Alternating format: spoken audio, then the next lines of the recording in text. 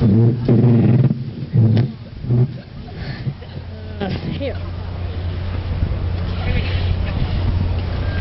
I am.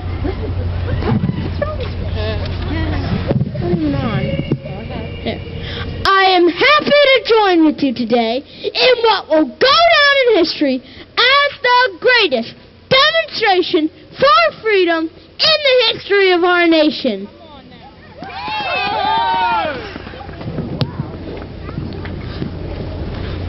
Fourscore years ago, a great American whose symbolic shadow we stand today signed the Emancipation Proclamation. This momentous decree came as a great beacon light of hope to millions of Negro slaves who had been seared in the flames of withering injustice. It came as a joyous daybreak to end their long night of their captivity. But 100 years later, the Negro still is not free.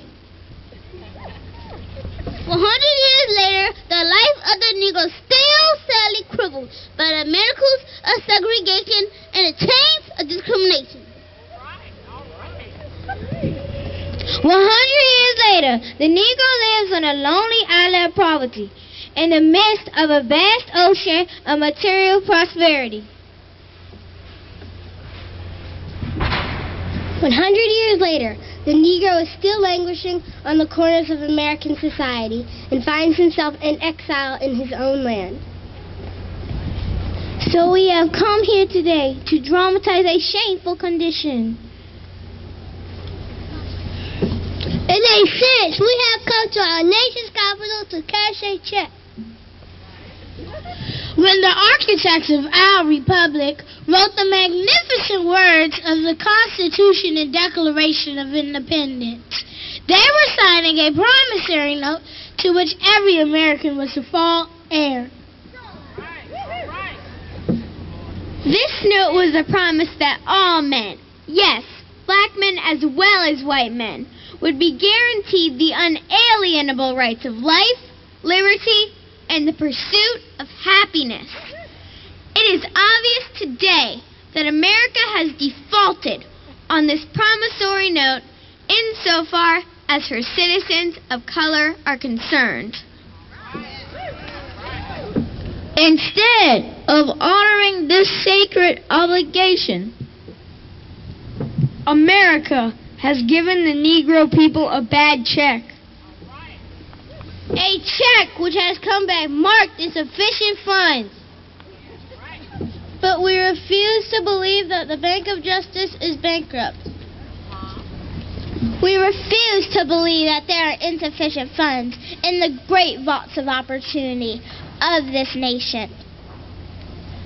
So we have come to cash this check. A check that will give us upon demand the riches of freedom and the security of justice. We have also come to this hallowed spot to remind America of the fierce urgency of now. This is no time to engage in the luxury of cooling off or to take the tranquilizing drug of gradualism.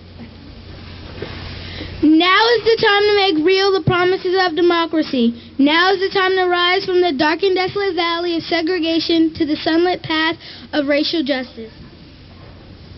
Now is the time to lift our nation from the quicksands of racial injustice to the solid rock of brotherhood. Now is the time to make justice a reality for all of God's children. It would be fatal for the nation to overlook the urgency of the moment. This sweltering summer of the Negro's legitimate discontent will not pass until there is an invigorating autumn of freedom and equality. 1963 is not an end, but a beginning. And those who hope that the Negro needed to blow off steam and will now be content will have a rude awakening if the nation returns to business as usual. And there will be neither rest nor tranquility in America until the Negro is granted his citizenship rights. The whirlwinds of revolt will continue to shake the foundations of our nation until the bright day of justice emerges. But there is something that I must say to my people who stand on the warm threshold which leads into the path of justice. In the process of gaining our rightful place, we must not be guilty of wrongful deeds. Let us not seek to satisfy our thirst for freedom by drinking from the cup of bitterness and hatred. We must forever conduct our struggle on the high plane of dignity and discipline. We must not allow our creative protest to degenerate into physical violence. Again and again, we must rise to the majestic heights of meeting physical force with soul force. The marvelous new militancy which has engulfed the Negro community must not lead us to a distrust of all white people. For many of our white brothers, as evidenced by their presence here today, have come to realize that their destiny is tied up with our destiny. They have come to realize that their freedom is inextricably bound to our freedom. We cannot walk alone.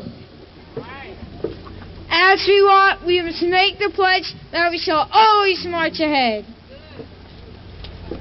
We cannot turn back. There are those who are asking the devotees of civil rights, when will you be satisfied? We can never be satisfied as long as the Negro is the victim of the unspeakable horrors of police brutality. Two. Hey. Two. Hold that. Actually, take it down a touch.